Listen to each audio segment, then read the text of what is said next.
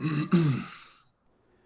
everybody, welcome. It's Friday night. It's Freaky Friday, and you're here with Trillium Brewing and Monkish, and we've got Esther Tetreault and Henry Nguyen. Excited to be here this evening on a awesome Freaky Friday, and turned it over to these guys to talk a little bit about Freaky Friday, talk a little bit about the beers they brewed. If you have questions, we're live streaming tonight on Facebook, Periscope, YouTube. Who knows, might even be somewhere else that we're not aware of. But feel free to fire in comments. We're paying attention to this, and we'll just kind of keep a running tab of questions, and we'll roll from there. So without further ado, JC, Henry, thank you guys for taking the time out of your busy schedules and having some fun tonight. Thank you, Mike. I appreciate it. Thanks, Henry. So, I mean, this idea of Freaky Friday kind of started with Sam over at Other Half. So I think a lot of us were, kind of wondering how we're gonna get together and do kind of fun, special stuff. And kind of doing a recipe swap here is kind of one of those ways. Like, rebrewing collaborations is another way. But Freaky Friday seems to be, I don't know, it's really fun for me because as much as we talk about our different processes and approaches to different beers, we never actually get like the full recipe from each other. It's just not what you do. So this is a little bit like peeling back the curtain a little bit and kind of just getting the straight details. And it actually, to me, is like another way for us to, I don't want to say like better understand each other, but kind of, dig in, and like it brings up a whole new host of questions about how you approach things. So I think this has been really, really fun and really interesting for me, and I've learned a ton in the handful of these that we've done. So I don't know, that's our approach. So basically the premise of Freaky Friday is to basically just take a recipe from each other and swap it and do a release. So that is effectively what we've done. And I think, we had some issues on our first turn. I don't know how your brew of DDH Vicinity went, but our first, because we did 3 turns of this into 135 barrel batch, and it was a pretty brutal first turn. So I don't know how it went for you. Smoothly for you, I would guess, because you didn't even text me. Yeah, ours was pretty smooth. I think it's more of some of the things we learned. There were some decisions I had to make. So we're on a direct fire system, so we do produce a lot of melanoidins, and so your specialty malt was a judgment call whether we just stick with the recipe and pick up a little extra color and flavor, or kind of cut it back to make it work in our system. We decided to try to stick as true to the recipe as possible. So okay, yeah. So that was probably one of the things that we really wrestled with. Besides that, I think it was pretty. Our system is a little janky, so we could take a lot of things through it and just kind of baby it, and yeah. So we have a little bit of a British character malt, a low level bond British crystal malt in there, and it's probably a little bit higher than a higher percentage than what you're used to using. Oh yeah. But it works pretty well for us because we have a steam fired boil kettle, and and we use Weirmann Pilsner in the Vicinity beer. Kind of adds a really gentle base malt character. Yeah, so because of the Pilsner malt, that forces us to also boil for 90 minutes to 100 minutes. And with that character malt, we're boiling a little extra than we, normally would. So definitely pick up a little bit more flavor just from the malt. Do you think you got like a little bit more character? More character, a little more color. Yeah. So like, I don't know, people like, I've seen people post pictures of it, and of course you never know because of the filters, but you spend a lot of time trying to dissect how does it look like in real life, and I have noticed it's a little bit more color than we're used to. Yeah. It's something actually we've been working on, is trying to do a little less color and trying to play around with the spectrum. Early on, we went for more orange juice color, and now we're kind of more on the pineapple juice color, and just and trying to figure out how do we create a lineup based off of color. Yeah. Yep. I mean, it's a good correlate to, like, you know, flavor profile, and obviously it's your first introduction to the beer. Aside from the label itself, is, you know, what do I expect this beer to taste like? Just the color, you know. Yeah. So yeah. You go to Jamba Juice, and they hand it to you, and they say your name. You know what you're gonna get. Jamba Juice. So tell me about, like, the whole series of Foggy Window, because when we were talking about which beers we wanted to make, you know, we want to do something that you know, your fans are stoked about, so that kind of hopefully will carry out to the folks out here in Massachusetts. So I know Foggy Window is one of the is that the first? Yep. Yeah. That was Go ahead, the talk about it. third hoppy beer we canned, and our first double IPA. And we brewed a few times, and we did Foggier Window, which is our double DDH version. And then at some point, with more superlatives, we decided, well, there's the Foggiest. So we went with triple dry hop version of it. Yeah. So yeah, it's been our staple. That combination, that hop combination is probably one of my favorite hop combinations. Came up with it, and it's been quite tried and true in many ways. Kind of still gives a little bit of a dank character for a West Coast leaning, but still provides all the other flavors that people want and expect.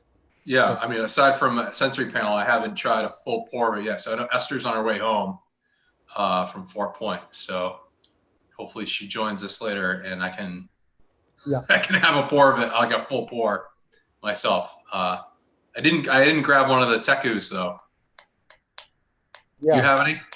No, I went to my office and I realized that I should have grabbed Teku, and then I got lazy. I got it for you. Okay. I washed it, That's and Adriana. I'm frosting it for you right now. Okay. She's salt. JC and Henry, we've got Tekus for you as well too. So we'll. Oh, good. Okay. You're always taking care of us, man. If I just hold a glass and then you guys can make it into a Teku just for the image. Anyways. Yeah, so Foggiest, I think each of the Freaky Fridays we approached a little differently. I think with Vale, we kind of just went with an early beer, early impression that we had of each other. And I've always enjoyed Matt's I Don't Want to Be IBU, his zero IBU beer.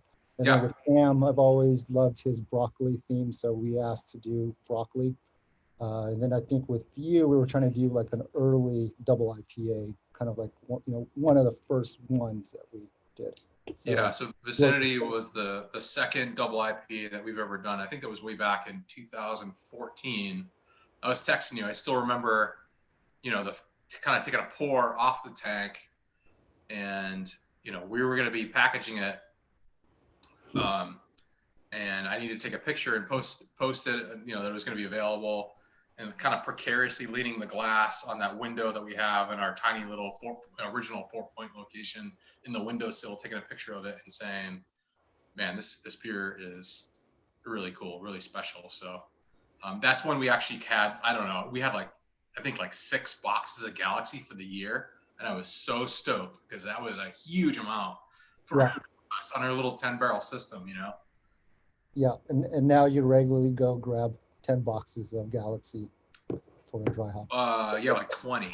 I mean, for this beer, I think we went through, it was like 15 or 16 boxes of Galaxy. It's just like completely crazy. So.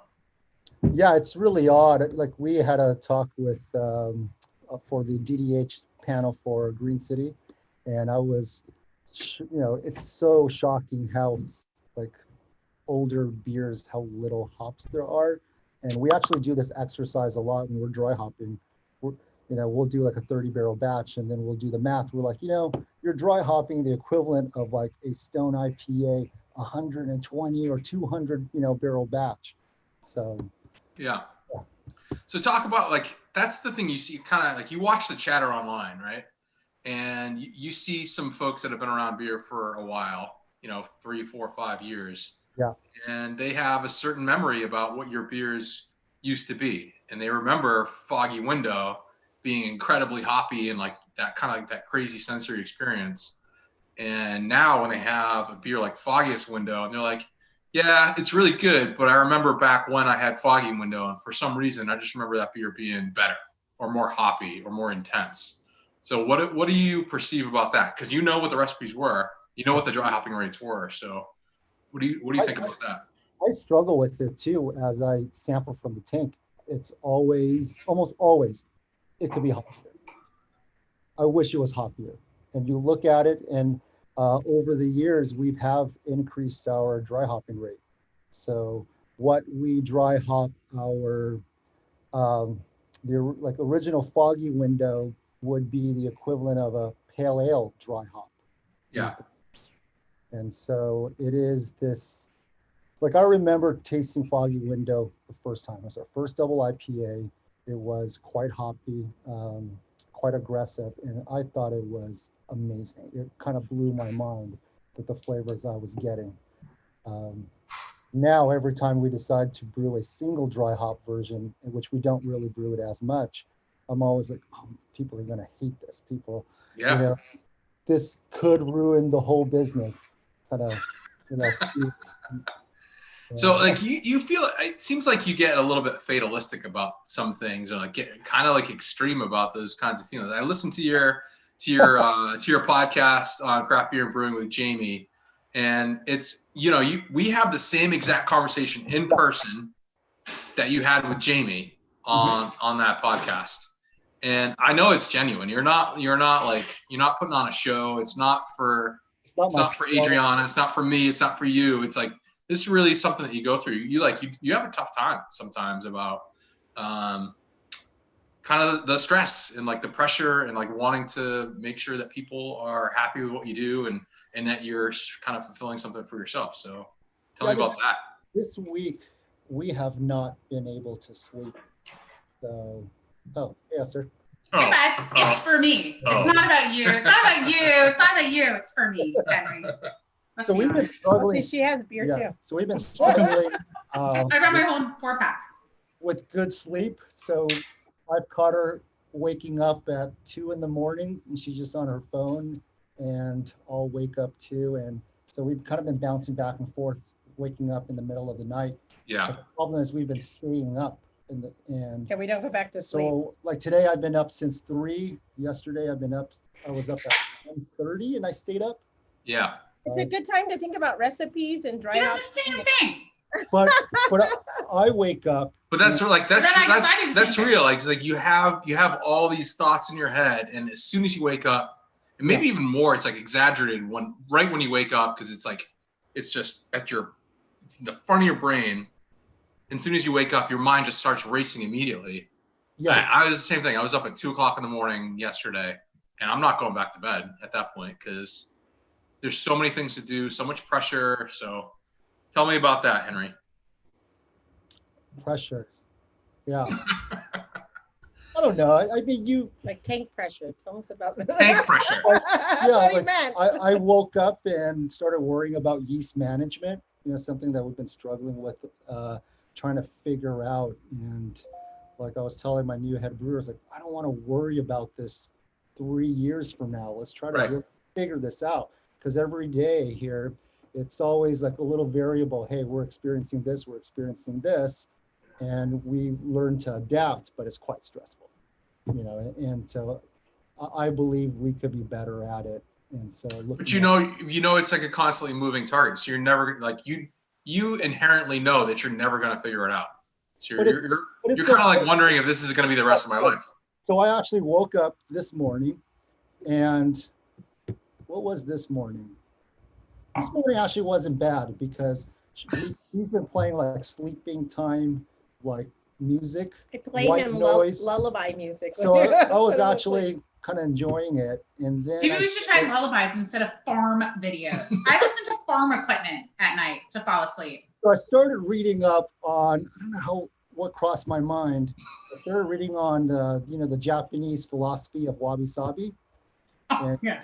Yeah, so I started just rabbit trailing and just thinking about imperfections. and trying to get It's rabbit holing, not rabbit Yeah, it's a trailing. whole a rabbit rabbit hole. hole. Very dad, very Lot of dad, clicks. very dad thing right I there. love that you have a friend that corrects you. That happens a lot. Do you want a beer or are you gonna just keep drinking coffee? I have 2 glasses of water, a cold brew, an Which old is cup of awesome. coffee. I don't know if anybody's seen this Yeah. cold I've got a 4-pack of several beverages. Black Flash. Yeah. These little coffee, this company, you can find it up in the Bay Area. See it now.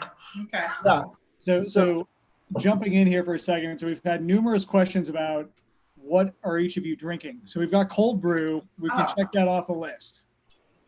Yeah, I'm very bad at finishing my coffee. There's too much glare. Pilsner, Yeah. Well, I just cracked I just brought it home. Foggiest window. Oh yeah, Good player. I did. Yeah. In the Vicinity. There you go. Nice chilling. And my traditional first beer is always Saison de Roe Can for you- these things. can you Henry, show I know I promised you a case. I still haven't sent it yet. my bees also?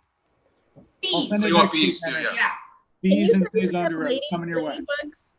What? Green tea I mean, and some seltzer. I'm gonna have to pee really bad. I also have a daily serving on deck. Wait, which way? This way. One of my favorite emails that I on, I'll get received it for you. recently was it this past weekend from Esther? It was a group email saying, Holy. "Hey, does anyone want to Zoom? JC's a bottle and a half in. You know, our timing is shrinking, so does anyone want to Zoom right now?" He's got like So- 1 solid hour So from ba- 8 to 9 p.m. So Then background, it's like okay. deep pandemic. Yeah. You know, we're obviously everybody's super stressed out, and everybody's just like, you know, going to work, stuck at home, wondering what's gonna happen. You're going to work. And- I'm stuck at home. Yeah.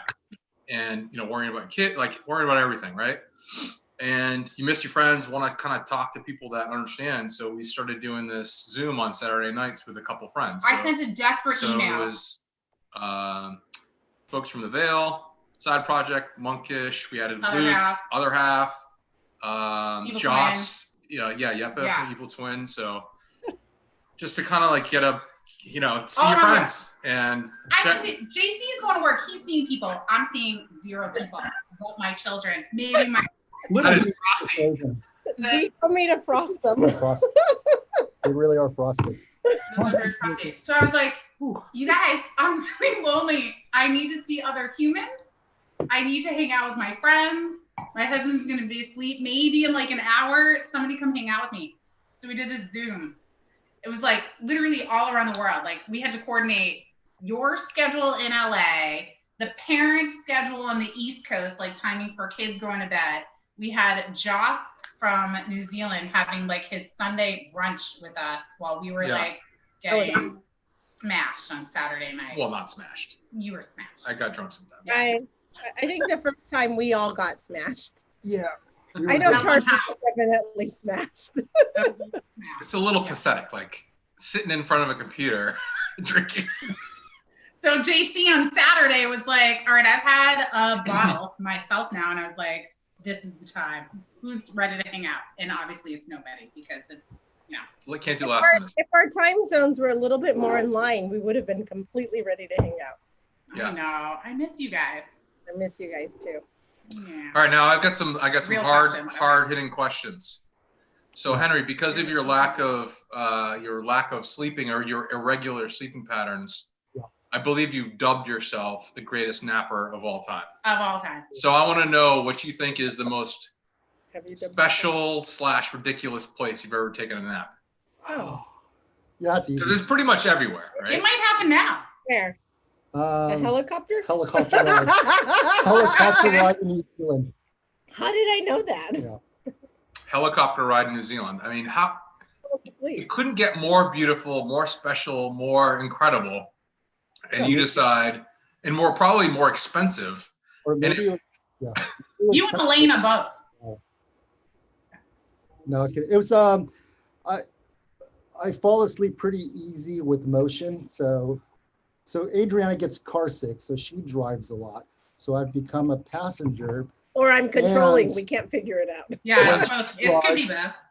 I just end up falling asleep all the time. I mean, every time that I've driven with you in LA and I'm sitting in the front, Adriana's driving, it's 3 minutes and you're asleep Every in the time back. I've been anywhere with you, you've slept. I'm very impressed. Like anywhere, anytime. Well, from In New the York, office, in the car, on a plane, on a boat. New York to Boston, when we drove with Sam, like, was it a 4-hour drive? I don't Yeah. really remember that drive. So Yeah. I mean, everybody's got Henry napping pictures. Everybody. I napped on a pallet of grain in New York while you and Sam were playing ping pong. I remember that. Oh yeah, that's I'm pretty not good. on a pallet of grain. But that's not ridiculous. No. I mean, every brewer has slept on grain before. Yeah. All right, next Yeah. question. Oh, I covered your question. Yeah, JC, can I ask you a question? sure. Oh. How do people log on? Because people were asking me. How do people log on? So this is Instagram Live primarily. No. Right? So I think it's streaming on Facebook. Mike would be No. able to comment a little bit better. Okay. Yeah, so we're live right now on Facebook, on the Trillium webpage. We're also live on Periscope, on the Trillium page, and YouTube on the Trillium page. Okay. And they can send in comments on any of those three, and we are Okay. magically monitoring all of them. Okay. Is it like on a little button on the top too? I'm not familiar with what you're talking about. So next question. On Trillium page. Is this a So JC? we've gone on vacation as families together a few times now, and I think we're starting. It's my favorite Well, time of year. We start to settle into a little bit of a routine now. I think the Till this year, maybe. this year obviously it's different, but I mean, I think next folks, year. when we go on vacation, it's like, Our vacation was Where's our the- last travel. where's the grocery store? Yeah. What are they gonna have? Big shopping trip. Set up the menus for the week. Mhm. So, what are the most memorable or favorite foods that JC has cooked for you so far? Ooh. Top three. Favorite foods. Oh, I'm just happy JC cooks for us. Yeah. It's pretty good. I'll be honest, I really appreciated your approach to bulk rice making on Yeah. this last one. That really set us up for success on every meal going forward. Henry's batch rice. That was helpful. It's really hard to decide what our favorite JC meal is. I mean, all of them are pretty fantastic. Hmm. You just have a really good palate and Yeah, There's combination. been some misses. It's But you're fair. really great on the grill. A lot I of mean, butter. For the average butter. human being, I don't More think butter. there's a lot of misses, JC. I mean, I flopped, I can make lasagna soup, and I'll give you the recipe later if you really want to know. What is it? Lasagna soup. Sounds great. I mean, I think you like the veggie fried rice that I made So good. last time we were out, right? Breakfast, lunch, and dinner, I would eat that. Well, there's vegan JC. Oh. And I don't enjoy vegan JC. So This one pandemic was great to lose vegan JC. A lot of people don't know about vegan JC. Yeah. So one recipe we took from you was the fried tofu in the stir fry, yeah. which Yeah. even Savine has mastered the Cool. recipe, and now we're cooking with rice flour and Oh fry- yeah, that makes it so much better. It's like crispy and pillowy. Yeah. vegan JC. But Vegan we JC knew, was we knew JC before his veganism, and Back when he was fun and not so cranky. Henry, you were vegan too, and we He were was vegan. for cranky. years. That lasted until pandemic, and then JC panicked and brought home an 8-pound pork shoulder, and I was like, "Who are you? What happened?" I'm gonna get that pickup truck again. Right. I'm gonna go Going back to going vegan, back in the other direction. I fully support the philosophy behind what you were trying to do and what you may implement back in your life, maybe. But I should eat more vegetables. what I really have heard from being vegan or vegetarian, implementing it half of the week, you get the similar health benefits, which you were all after the health benefits of being vegetarian. I felt great. I really did. He felt great. I did not. I very You did not. Yeah. did not feel good. Nope. Yeah, I remember last vacation of ours, we talked about the pandemic. And it didn't pan out to what we I thought mean, it would be. we Yeah. were pretty Doom and gloom. optimistic, and it's It's worse than we than your- thought. Worse than we thought. That was Yeah. our last trip. Like we Yeah. haven't been anywhere since we were away with you. That was and then February, right? that was February. I wish I knew then what Worse. I know now, and I would have enjoyed that trip so much more. I know you said Why? that. Why get hung up on like, organizing the kids, or I just would have. Our hikes were. Like, do whatever you want to do. I'm gonna have a good time. Yeah. I don't care if the teenagers are sleeping No. together. Go do it. Go ahead. Oh. Wow. Okay. So I'm gonna Definitely did. jump in here. Definitely did. You were in Hawaii. They definitely did. Oh, I Lord. hope they're not Oh my watching my kids. They had their own little like area. I was very grossed out. That was like I was very grossed out. in a Okay, layer. let's move on. Let's move on. Because about- we were all gross teenagers. Look in the mirror. Look. I can't wait. This is not the time to I talk don't like about. it. I don't No, like it. that's Yeah. So okay. keeping this tied together, I did just have the question come in. So what was your first date together as a couple? Like together Like us with Henry and Adriana. as like the double date. We've Oh, ever been alone. no, so No, that's not true. first time we went to Boston, we met you in person at the Veil Forever Forever Festival. summer. Forever summer. It's 4 years ago. Thank you, JC, for reminding us all this week. And then we went to Boston, and then we went out to dinner with not you guys, Yeah, because you guys were out at some event, and we had to hang out with Garska. We had to. Had to. Oh, Garcia, I remember just Great. dragging you guys to the hotel, but I didn't really know. Like, I don't actually remember when we first met. Yeah, I agree. At the brewery, that trip, right? Yeah. At your brewery, on that trip, is when we first met. Yeah. But I remember our first maybe date, our actual date was on a vacation, remember? And we made your teenagers babysit and we went out to dinner Yes, that might be true.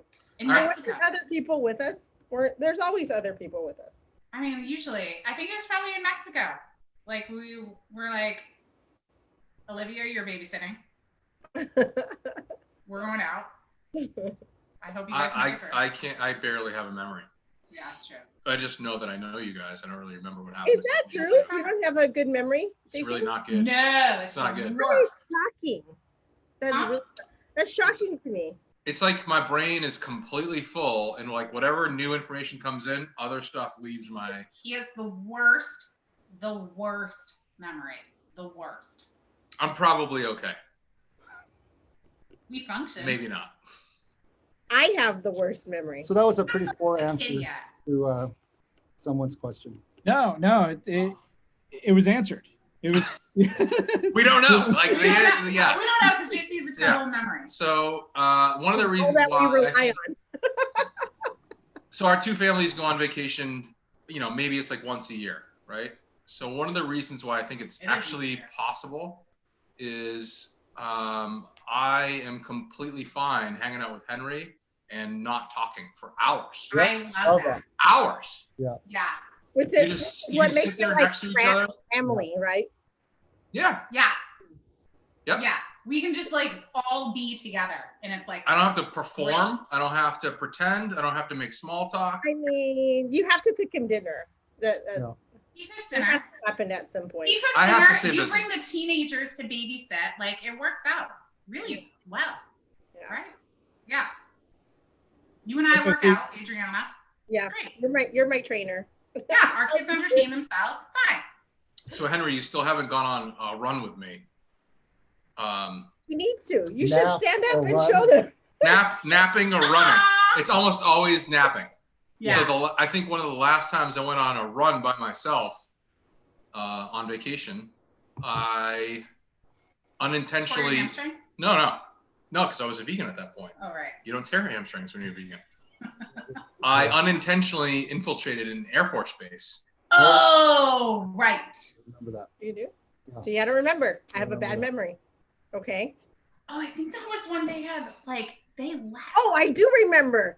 yes. around the mountain We forever. meant to go on like a 5-mile run and it ended up being 13. It was like 16 miles. So like Yeah. I zigged when I should have zagged. Yeah. And the trail ended. I bring up my phone. And it's like one of those situations where like, all right, now I'm in like one of those like life moments where I need to preserve my battery life. Yeah. Because I don't know where I You're not am. that far away from stuff. There's a feral pig running through the trails where I was, and I bring up my phone on the map, and I'm like, I am not on a map right now, and I'm on the other side, and I can't find my way down, and I'm looking. Get to like a point where I can look around, and I recognize that I am not on the trail anymore. So it was too long to go back, and I could see a road to my right on the map, right? And I look at it, and I'm like, I'm gonna go down that way. So I start to like go through the forest on the way down, and I didn't know that there was gonna be an Air Force base on that side, Mm-hmm. and the terrain was so treacherous, like this, that I was like, using trees as footholds, and it was so bad that apparently the U.S. military decided that it was not necessary to put a fence in.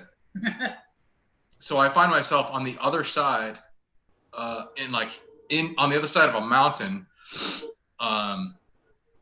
inside of an Air Force base. And apparently I looked the part because nobody stopped me. I just kept jogging and running. I guess I don't think that's what it is. I don't know. It's just like, Yeah. there was like Humvees and a bunch of people driving around, and nobody stopped me.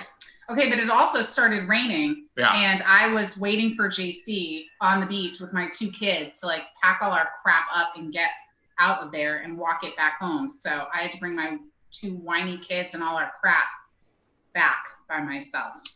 Yeah, but you were also like a mile away from the house, and I was like another 11. Except that walking a mile with 2 whiny kids in the rain with all your crap was like Fair. also not fun. That's fair. Yeah.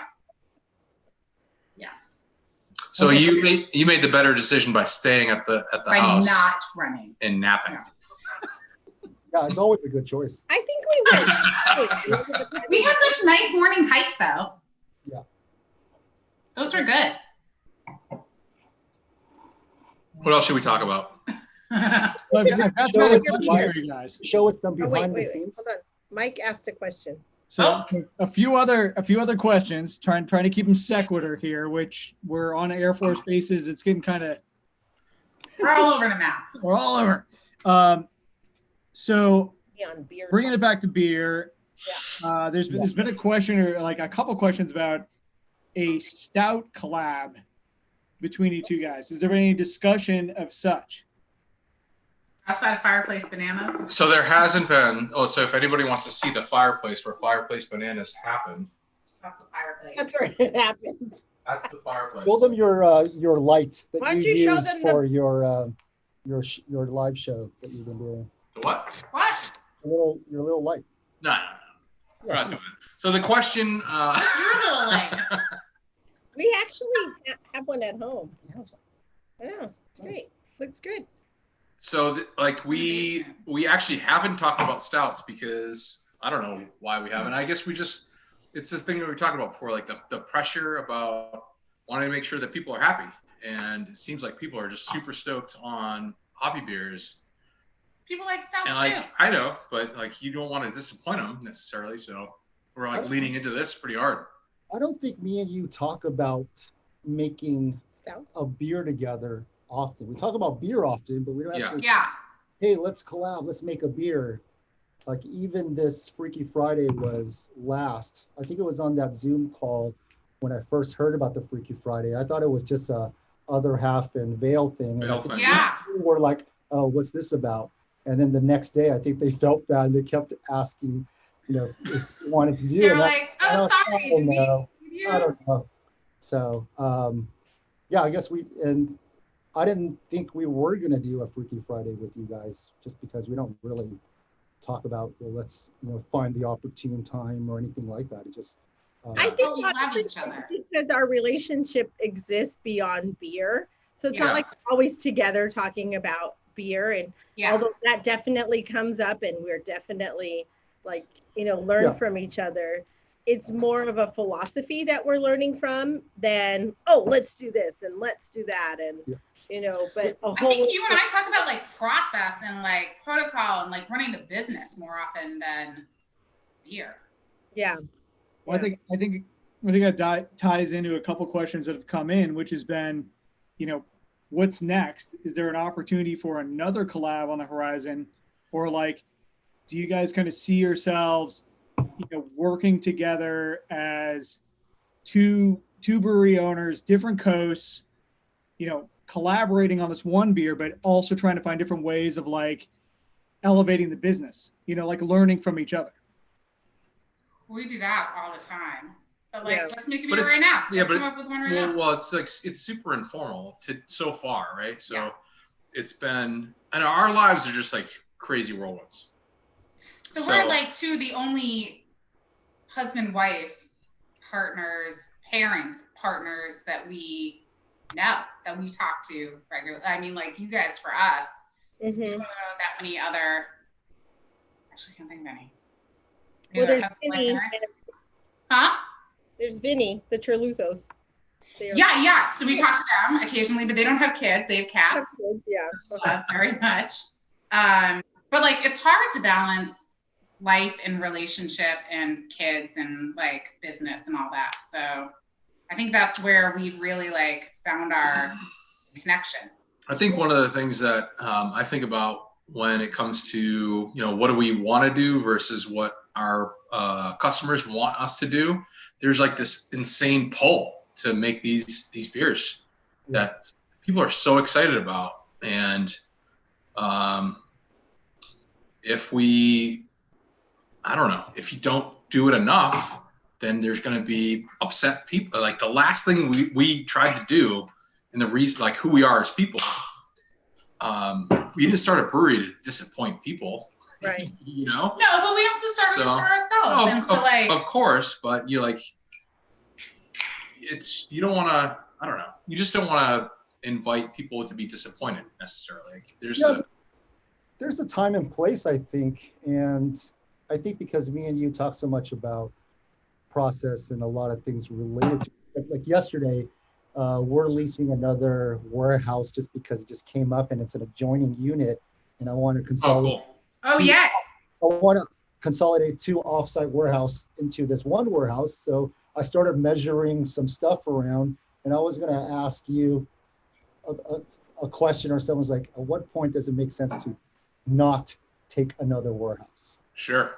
And I think there's a handful of people. Henry has trust issues, and there's a handful of people that he goes for information. I think you guys are one of them. Definitely, like if it's a business question or like a beer question, we know and trust that you've done your research and you guys are pretty, straightforward and are thoughtful about what you're going to do. So, we trust your opinion. So I think that strengthens the whole process.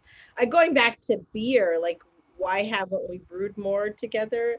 I think because, and not that we can in the future, not that it won't happen in the future, but I think there's so many moving parts going forward. Like there's so many things that we do collaborate on, or we do talk about, or we do process. And so beer is a part of what happens so it doesn't happen like all the time, but I do think it's also like secondary to like our relationship. Like there is so much more to it that, like you said, it's not what we're talking about all the time. And then when we actually do get together, it's so great to just be together. And sometimes you actually want to separate it from it all. Yeah. And so I also think that like out of a lot of the brewers that we know, one thing that we appreciate about like JC, or one familiar thing that I see in JC and Henry, is that you guys are really kind of culinary based. So when you approach your whole thought of beer, and the scientific part just kind of comes with being so interested in what you're doing and knowledgeable. You bring it into the process of beer. And so I think that's what we geek out on is oftentimes, those processes. And I think that's what makes excellent beer. And I think ultimately, regardless of whatever the outcome is that we have a goal, Trillium and Monkish, like to make excellent beer, to make beer that tickles your palate, to make, You know what I mean? Things that people are actually, interested in and talking about, and not just running a brewery or running a business, because there are other businesses that you could run and do. Like, I definitely think you guys could do any business you wanted to and be successful at it. We also have the dilemma of, like, what else can we do with Citron Galaxy? Well, no, so like fair. However, there's like a real like operational consideration, like making stouts. It just chews up the brew house for days. Like if you're gonna make a proper stout, it's gonna take 6 hours to boil, and you can only do so many turns in a day. Which means you're gonna be shorting your hoppy beer production, which means a lot of people are gonna be upset that you're gonna be running out of beer. Right. There was a time we're not there now. It was like a month ago we had one hoppy beer in cans. Yeah, that was really bad.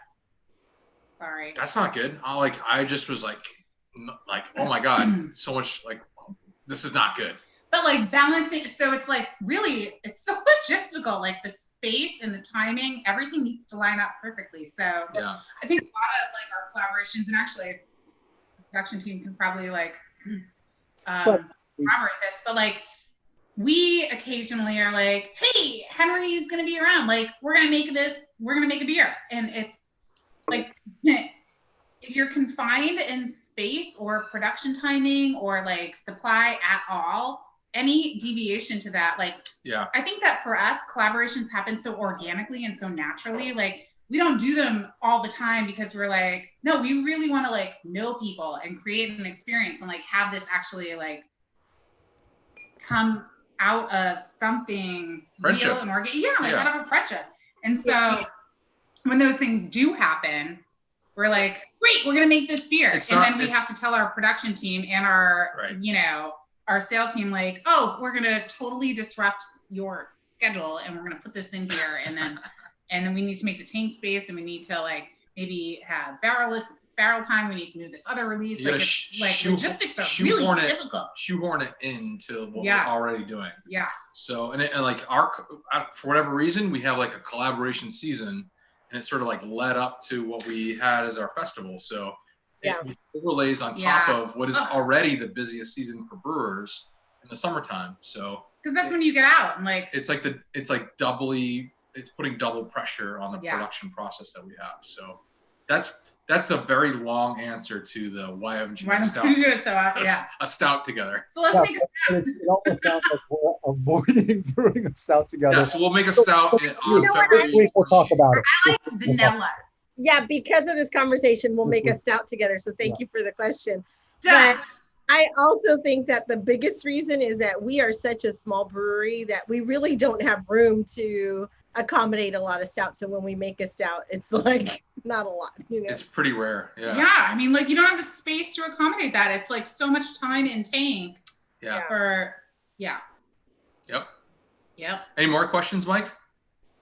Some very specific ones have come in. Let's go rapid fire. Okay, so this one's kind of technical. Just came in from Steve. Wants to know, in regards to mouthfeel, what do you believe matters most, pH or alkalinity? Henry, stop. And Henry is down.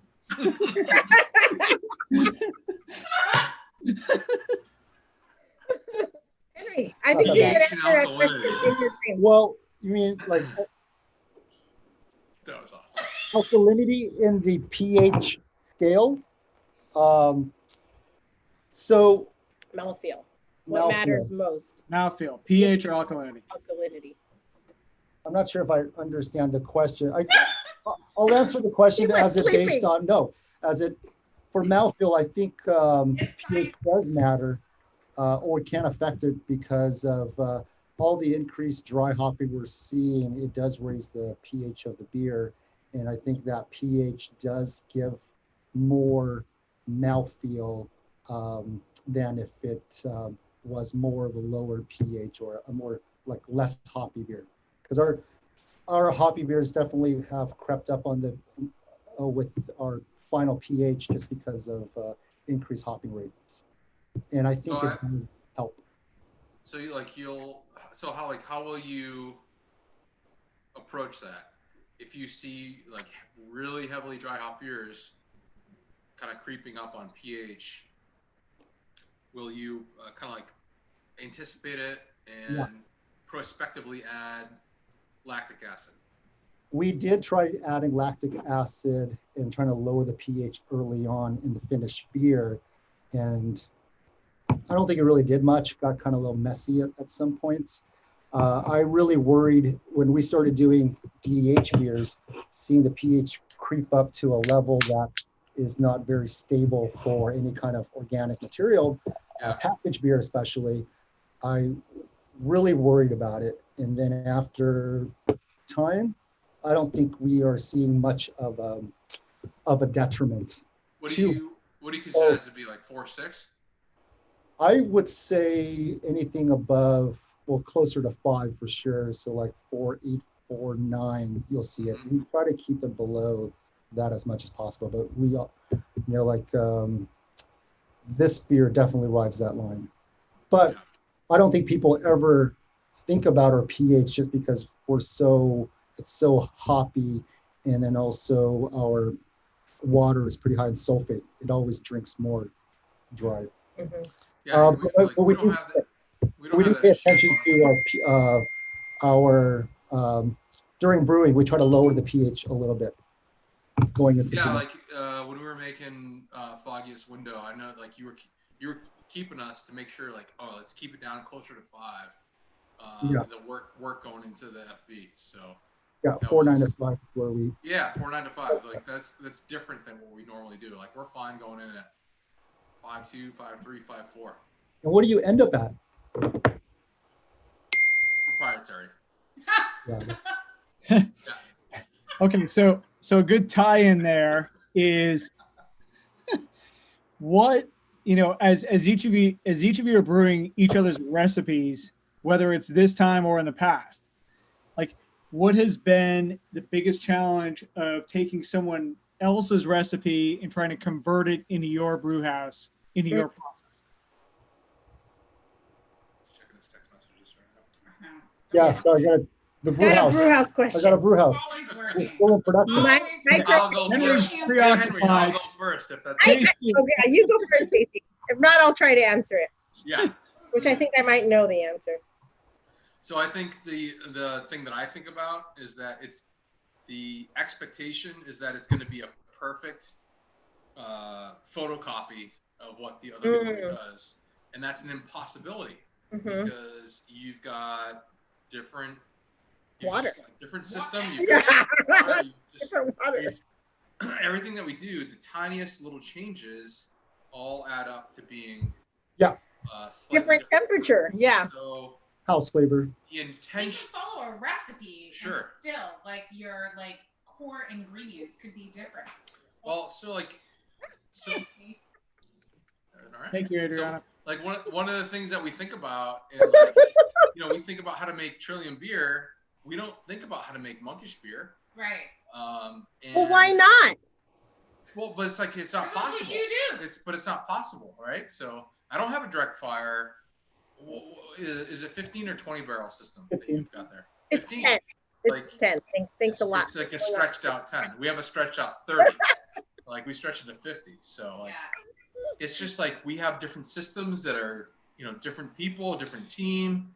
Yeah. It's like when we went It's to just Congress different. Street, from Congress Street to Canton, just from our 10 to 30. I mean, So you can have a recipe, just like you want to talk to a home brewer, like they text you and say, oh, can you tell me how to make exactly this beer? And you're like, I really can't. And they you're trying not to be, you don't want to be obstinate, but you want to help them. You got to dig into it. Like, do you force carbonate? Do you do all these things? And do you have a boil kettle? But ultimately, it's just going to be different. Yeah.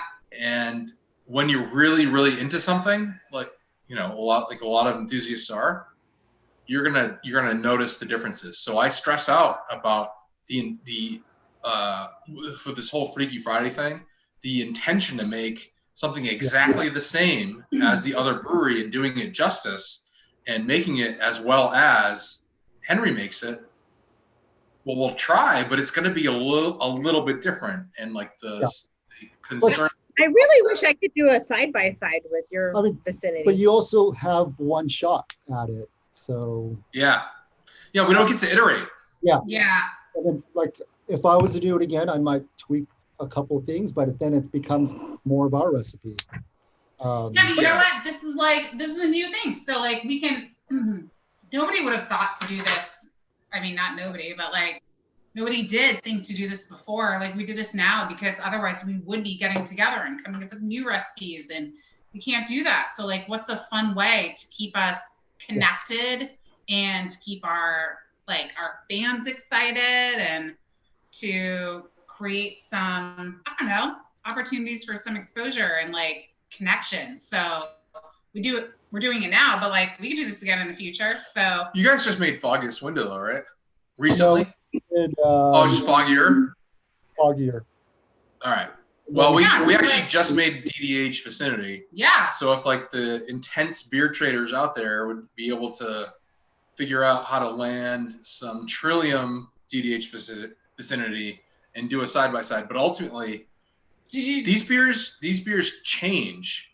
Did you do day to day version? They did. So Henry's is going to be fresher. Ours is going to have 3 weeks on it. So it's just not going to be ever going to be the same.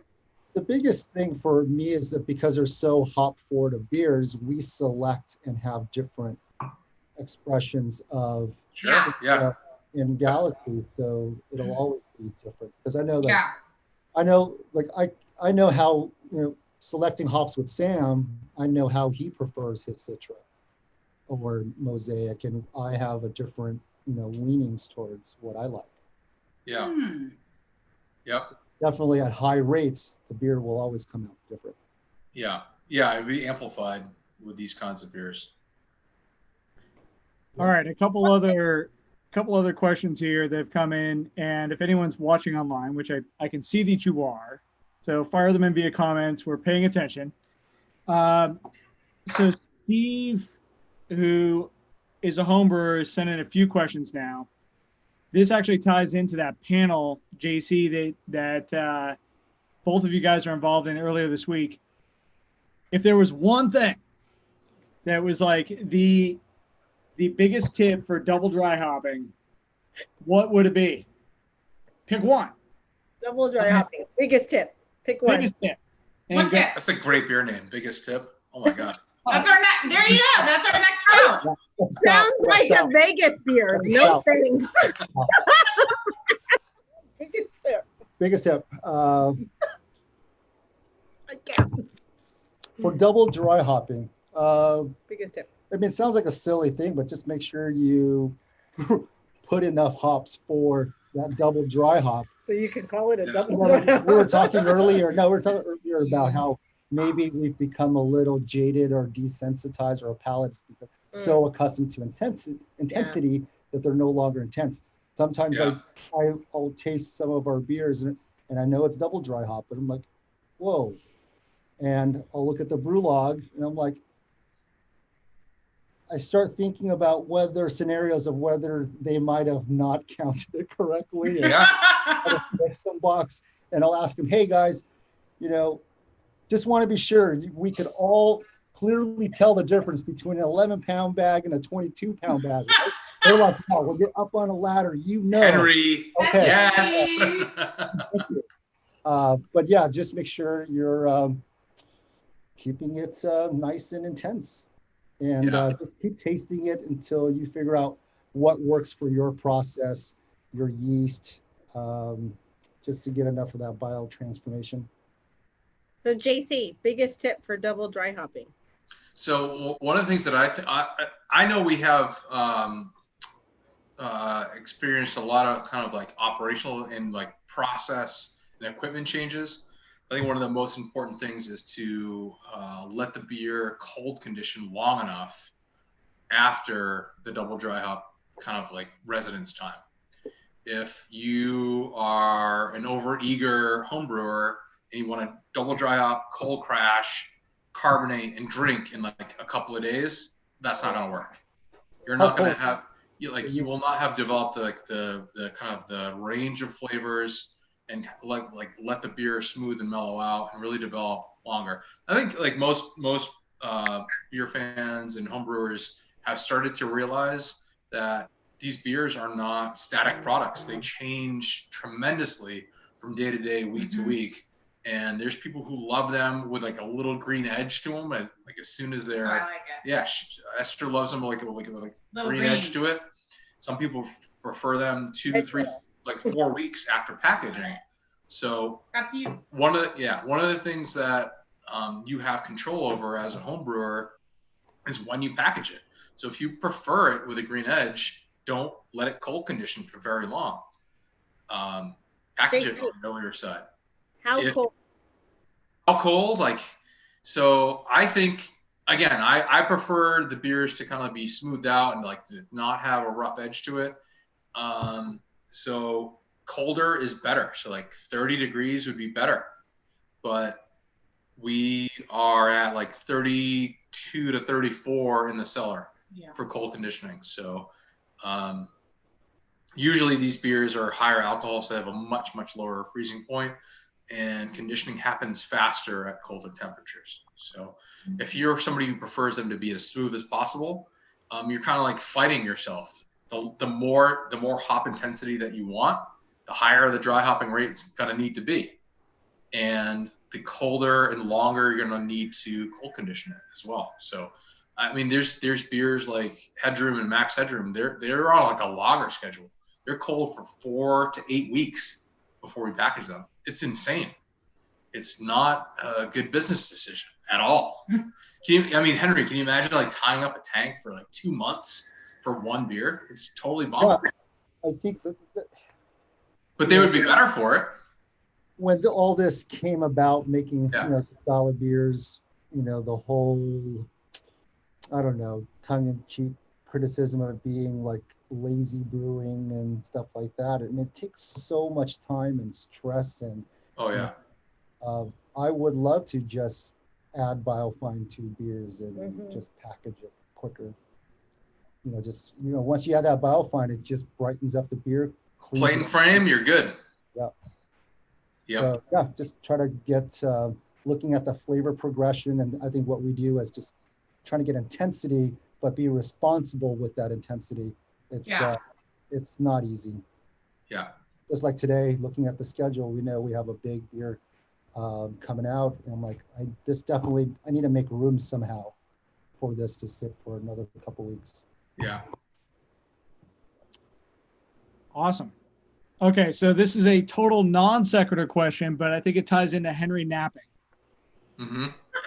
Which is, what is it like taking an Uber with Corey King to a random wine bar, thinking it's close to the Pastry Town after party, and then realizing you're more than an hour away from the actual party? God damn it. Is that Luke who wrote that in?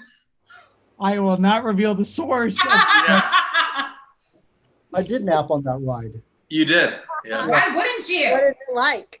Well, it was fine. It was a nice, got to see nice parts of New York that I don't get to see. You are lying. You were stoked that we were going to have like a couple glasses of wine and go back to the hotel all right. So the early as possible. No, this was during coronavirus, so we were very happy to miss that event. Wait a minute. That's what I mean. Like, you didn't want to go to the party. You were Was just this like in March? Was this just at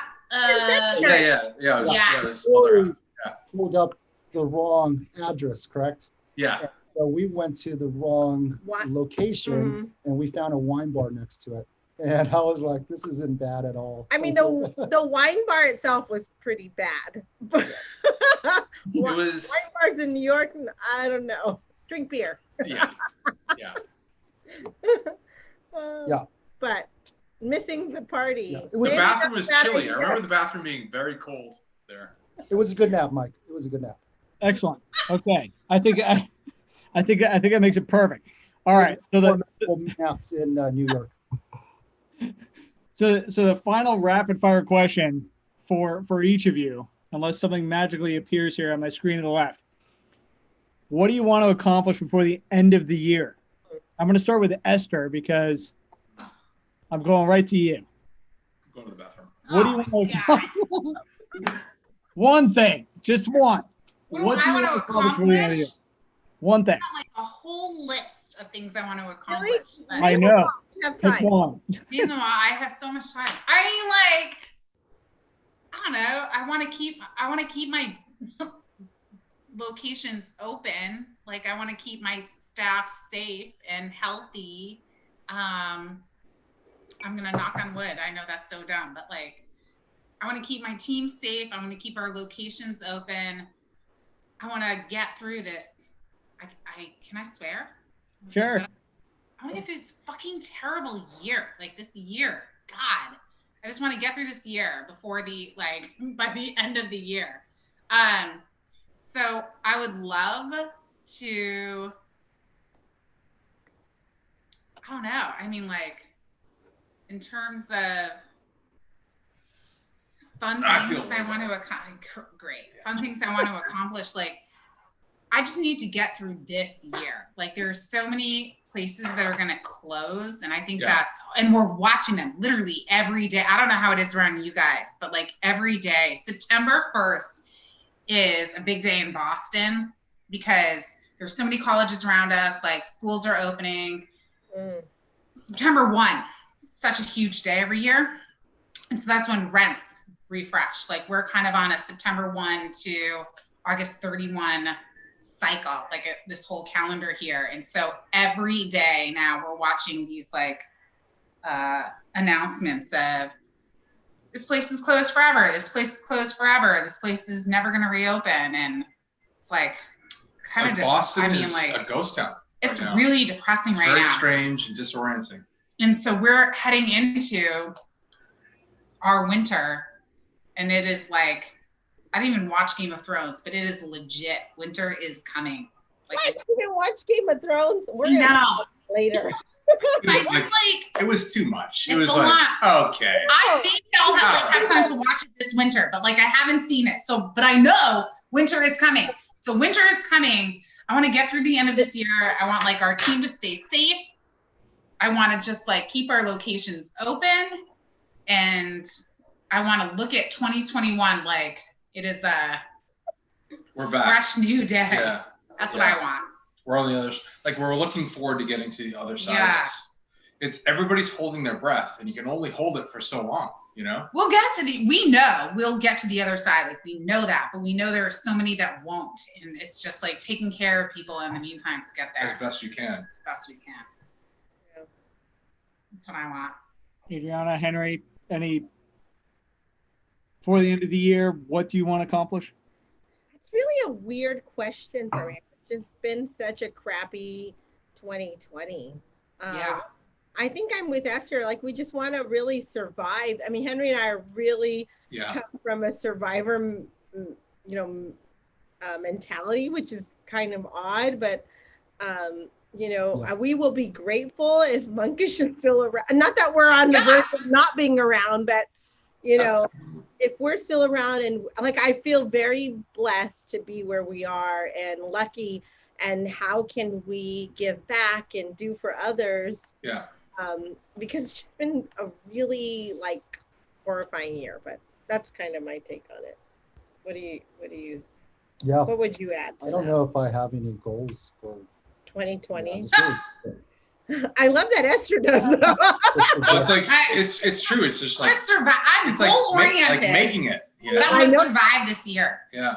Yeah.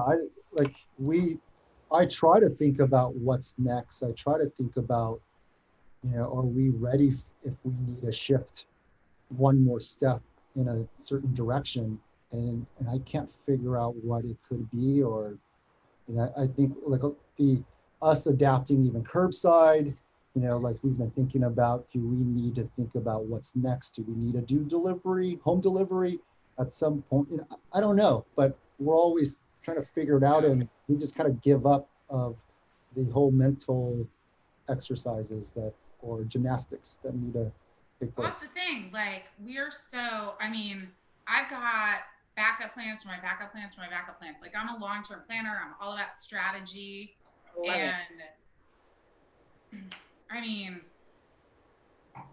This is just like, this is the worst case. This is the one thing that everybody's like, that will never happen. But if that ever happens, like, this is it. Like, it's happening right now.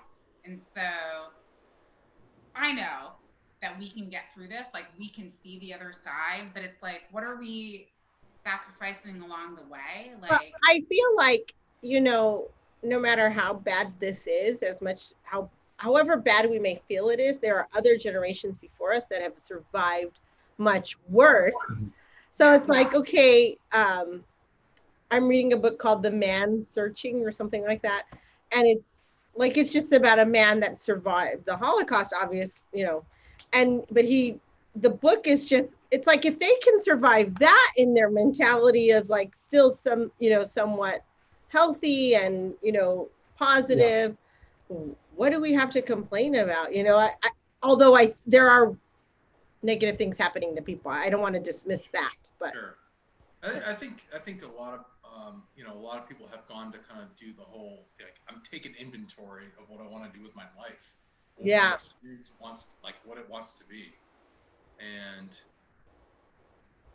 you know, if the world is in a place where it's not feasible for Trillium to survive this, we have, Esther and I have everything that we've ever wanted. Yeah. We got to pursue our dream. Yeah. We met each other. We've got 2 beautiful kids together. Yeah. And that's it. There's not something more than that, you know? Yeah. We can figure out another way to make things happen. I love that you said that. I mean, I can survive with this one in the ditch, you know, and it's like that's where I feel luckiest that, you know, we get to experience these things in beer world. And thank you guys for making such great beer to help us experience life, you know, and get through these tough times, because drinking I'm sorry for like, you know, for anybody that's sensitive to this, but drinking real thing. helped me through this pandemic. And then we went on a health spout and, you know, went on a cleanse and exercise and, you know, so all these things are good. Experiences, right? Cycles of life. So. All right. So to try to end this on a point of levity, a gentleman sent in a story early on from Field Trip. Oh, yeah. Okay.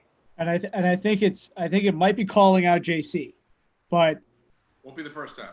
It won't be the first time. Okay. So this is from Steve Hudson at Field Trip. And we're talking about the rainy, like. Yep. We remember it. You were there. I was driving with Henry. We were on our way to session 1 and Henry was in the car with me and I was losing my goddamn mind. I was like, set up the situation. Like, what was happening at Field Trip? It's a monsoon and Henry's like our guest staying with us. I don't even know the question yet, but like we got people staying with us at our house. I'm driving as like the facilitator running this event and Henry's like, it's gonna be fine.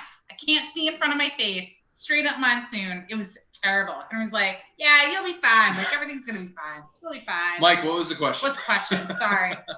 Well, it's not so much a question as like a story. So anyway, so poor Steve is at Field Trip in his brand new spanking white Monkish t-shirt. And he happens to physically run into JC just as he has a glass of a nice dark stout in his hand, which then goes all over his Monkish t-shirt. Mm-hmm.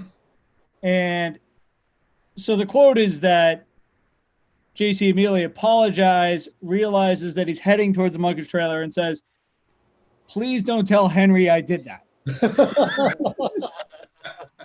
So now Henry knows that JC and like everyone with an earshot cracks up. There you go. So the story is Steve needs a Monkish t-shirt. Fair. We can probably make that happen. I think, as Esther was saying, it was terrible. It was easily the most rain I've ever experienced in my life. Mm-hmm. And it was to the point where we're on this patio at this building. Flooding. And it was raining insanely hard, like, inches, 3, 4, 5 inches per hour. Yeah. Like hurricane level rain. Oh yeah. Oh yeah. And You and the kids. oh my Oh god. my god. I was actually driving there with Luke from Bellwoods, and I had to slow down to like 15 miles an hour on the highway because I couldn't see. And I wasn't saying anything. And it was 20 minutes and we've gone like, 5 miles. And he just says at one point, I'm sorry, JC. Apologize to me. You were like, it'll be fine. It was biblical. It was intense. This is very intense. So like, it was going on, and like everybody was staying in their cars, like waiting for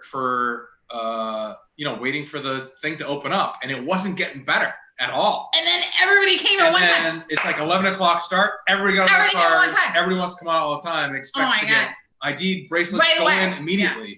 And obviously that's not possible. So everybody's like super soaked, can't see, wearing garbage bags. Yeah. It was pretty intense. Adriana, I was running around. I was like digging like grass out of the drains on the patio so the water could like flood and go down and drain away. It was pretty.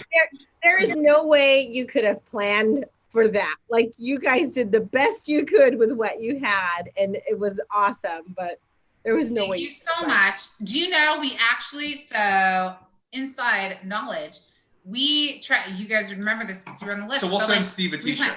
Steve can have a t-shirt. So we tried, we actually planned field trip like season 1, the season before. We were going to do field trip the year before that, and we couldn't guarantee that we would have the permit for the tent just in case for weather by the day of the event. So we like pulled the ripcord, but we had like sent you guys the invite. We were like, save the date, and we canceled because can you imagine now if like we didn't have a tent for that event?